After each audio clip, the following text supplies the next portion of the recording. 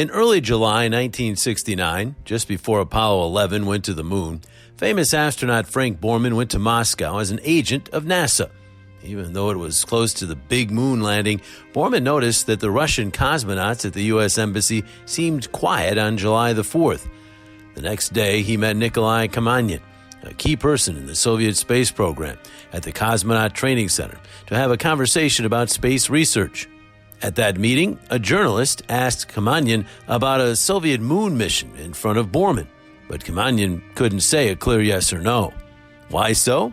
Because by that time he understood that the Soviet Union had already lost the moon race. But that sounds a little unusual for a nation that achieved countless significant milestones in space exploration, including launching the first artificial Earth satellite, Sputnik 1, sending Yuri Gagarin as the first man into space, making Valentina Tereshkova the first woman in space, and having Alexei Leonov perform the first spacewalk. Even during the Cold War, Moscow outpaced America in nearly every major aspect of space exploration. Then, what made Kamanin think they had lost? The N1 explosion. On July 3rd, just one day before Kamanin's meeting with Borman, the secret moon rocket, the N1, exploded in a huge fire at the launch site in Kazakhstan. It was their third attempt and last hope. Sadly, it also wrecked one of the two launch pads. That night, Kamanin wrote in his private diary, "We are desperate for success, especially now when the American astronaut Frank Borman is our guest. But all such hopes were dispelled by the powerful explosion of the rocket 5 seconds after launch. The failure has put us back another 1 or 1.5 years." In the U.S., the CIA made a report for President Nixon on July the 5th. It said, a major Soviet unmanned space launch toward the moon on July the 3rd ended in failure as a result of an explosion. The whole area around the launch pad was destroyed and severely damaged. But during that time, the Soviet Union didn't talk about failures openly. They kept their space program a secret, especially when things started going wrong after some early successes. A journalist named Yaroslav Golovanov said they needed to keep it a secret so no one knew they were falling behind. At first, the Soviets were ahead in space achievements like launching the first satellite and putting the first human in space. They had smart people, good plans, and organized teams. So why didn't they land a cosmonaut on the moon? Rather, why did they have to give up on their plans for a moon base? That's the question, because they seemed unstoppable in the beginning. Like any significant historical event, the reasons behind it are complicated and layered. There isn't a simple, straightforward explanation. However, a few overarching factors are noteworthy. Bureaucratic chaos and missed opportunities. First, the Soviet Union joined the space race more than 3 years after John F. Kennedy committed the United States to landing on the moon in May of 1961.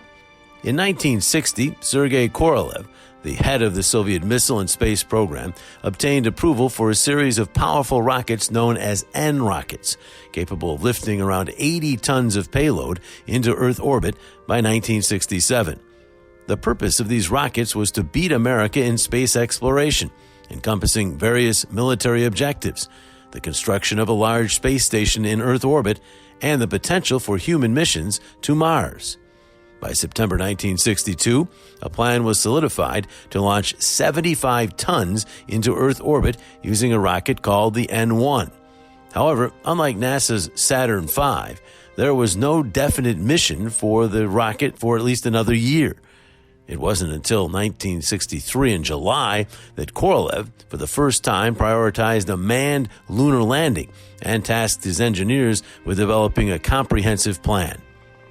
In 1964, NASA launched a Saturn I rocket with a model of the Apollo spacecraft, catching the attention of Soviet leaders. This made them realize the U.S. was serious about going to the moon. Soviet leader Nikita Khrushchev then approved a plan to compete with Apollo. The plan included a powerful N1 rocket, a strategy to rendezvous in lunar orbit, similar to NASA's plan, and a small lunar lander for one person.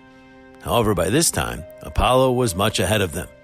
The problem with the Soviet space program wasn't just that it started late. The way they managed things was also a big issue. Unlike NASA, which was run by the government, the Soviet program was like a socialist version of a competitive market. There were rules, but they were only followed half the time. Bureaucratic problems and powerful individuals made the program slow and disorganized. Managers like Korolev acted like they were in charge of their own little kingdoms. Korolev worked with a design firm of Valentin Glushko that made rocket engines.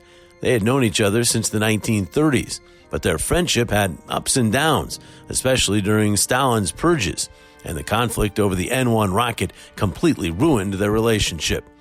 Their feud wasn't just personal. In the early 1960s, Glushko focused on making rocket engines using stable fuels for missiles that needed to be ready all the time. This made sense because the Soviet Union was getting ready to build a lot of long-range missiles. On the other hand, Korolev believed using extremely cold fuel like liquid hydrogen would give more power to a rocket going to the moon. In 1962, a group looked at Glushko's rocket plans and those of Kuznetsov, a new guy willing to use the cold fuel as Korolev wanted. They decided to go with Kuznetsov's plan. In a type of economy where businesses compete, the one that doesn't win a design contest usually moves on to something else. But in the Soviet space program, this didn't happen. Valentin Glushko had some powerful friends in the Communist Party and in the space program. With the help of them, he joined forces with another guy, Chelomey, who was in charge of a bunch of companies that made missiles. In 1967, when Korolev's N-1 program was doing well, Glushko and Chelomey got permission to start their own project called the UR-700. It was as if a company working with NASA didn't accept losing competition and just kept going on with its own project. Even though the UR-700 got canceled soon after, this kind of thing happened a lot in the Soviet space program, and it wasted a lot of resources. Not only that, the plan to go to the moon also faced a lot of confusion within the organization.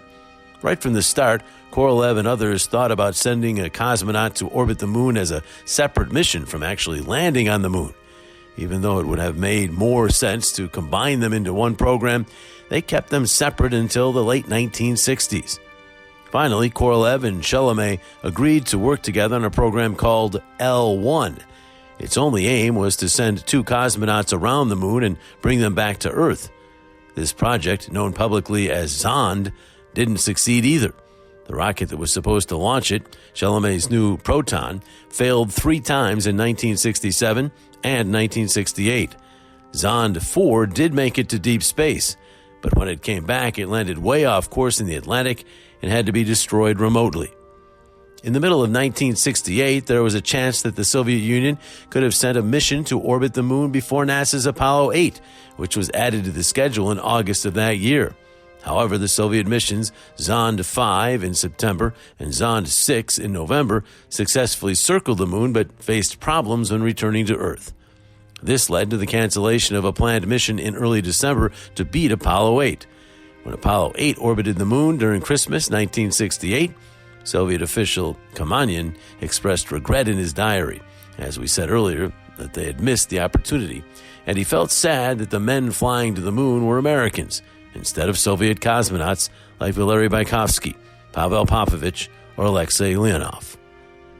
The financial strain and fateful decisions. The Soviet moon program had another major problem, a deficit of funding. They had to spend a lot on making new weapons to keep up with the United States, so they didn't have enough left for space stuff. The same organizations making weapons were also making space equipment.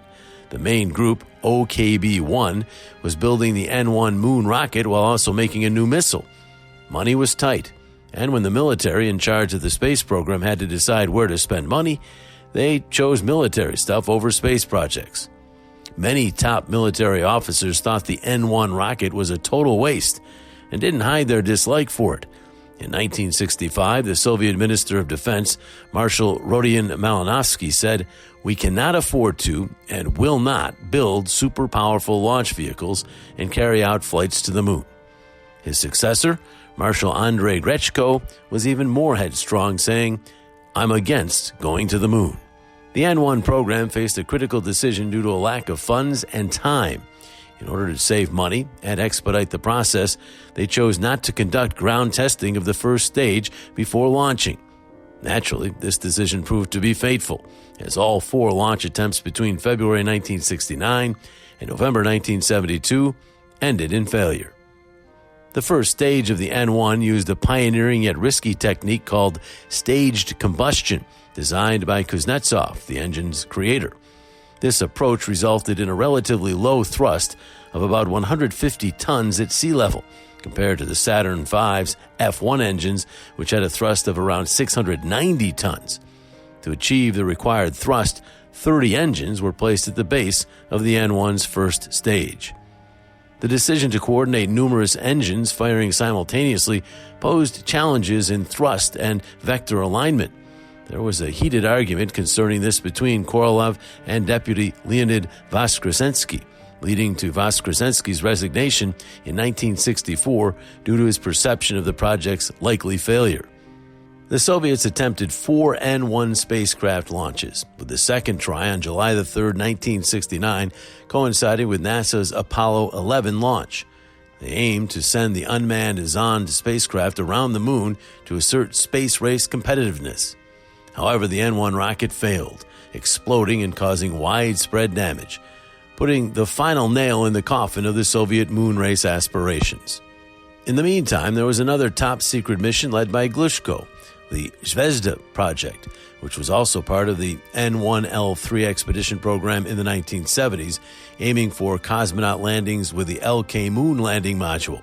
Before 1990, Russia consistently denied the existence of this project. And as you may have guessed, that program also faced setbacks with the failure of the N1 Super Heavy launcher in 4 launches between 1969 and 1972. Despite the cancellation, a new project, N1F L3M, was proposed for a lunar base from 1979 onwards. Soviet Space Chief Glushko canceled the N1L3 program in 1974, but proposed the Vulcan LEK project, which also got canceled later. Moon expeditions and a lunar base would have required nearly 50 billion rubles, which means 80 billion US dollars in 1997. But that circles back to the lack of funding, with Marshal Andrei Greshko ironically announcing, "I'm against going to the moon." So what do you think about it? Do you want to contribute any other factors we missed mentioning? Share your thoughts in the comments below. Don't forget to like, subscribe, and hit the notification bell for more intriguing historical insights. Thanks for watching.